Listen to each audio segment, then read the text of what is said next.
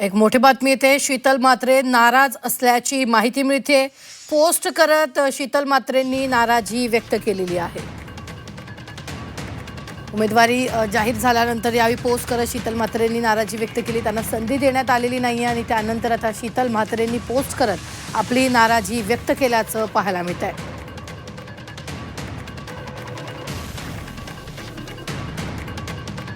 शीतल म्हात्रे नाराज असल्याची माहिती आहे, कारण शीतल म्हात्रेंनी त्या संदर्भातली पोस्ट केलेली आहे. पाहूयात त्यांनी काय म्हटलंय.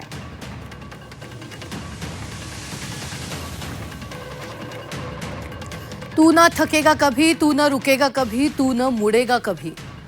कर शपथ, कर शपथ, कर शपथ. साहेब आपला आदेश शिरसावध्य, असं त्यांनी यावेळी पोस्ट केलेली आहे.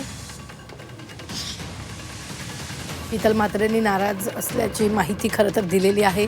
या पोस्टमध्ये त्यांनी आपली नाराजी व्यक्त केल्याचं पाहायला मिळत आहे. यावेळी बच्चू कडू आणि नीलम गोरेंना उमेदवारी जाहीर झाल्यानंतर शीतल म्हात्रेंनी ही पोस्ट केलेली आहे.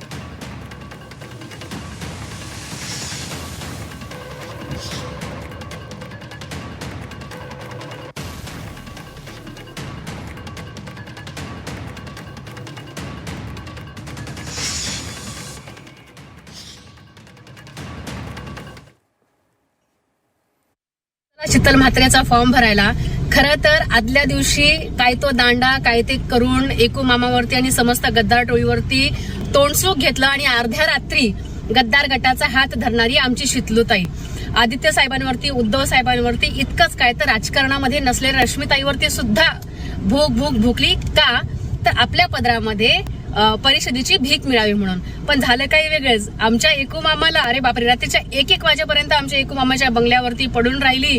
म्हणजे जाऊ दे, आता पुढे काय बोलायला नको. पण मिळालं काय? काहीच नाही. हातामध्ये धुपाटणं मिळालं. शीतलताई, मला तुझ्याबद्दल फार वाईट वाटतं ग. तू इतकी ठाकरेंवरती बोलतेस, इतकी ठाकरेंवरती भुंकतेस, पण मिळालं काहीच नाही. शिक जरा काहीतरी ज्योतिताईंकडून. ती पाठी मागून आली पण आणि खासदार पण झाली. जाऊ दे शीतलताई, तुझ्या दुःखामध्ये मी सहभागी आहे. काही वाटलं तर मला फोन कर. मी तुला मस्त एखादा अद्रकचा चहा वगैरे करून तुला तुझी जी डोकेदुखी वगैरे झाली असेल रडून रडून ती दूर करण्याचा प्रयत्न करेल. चला बाय. जय महाराष्ट्र. पोस्ट करत शीतल म्हात्रेंनी यावेळी नाराजी व्यक्त केली आणि त्याला उत्तर सुद्धा आता मिळालेलं आहे.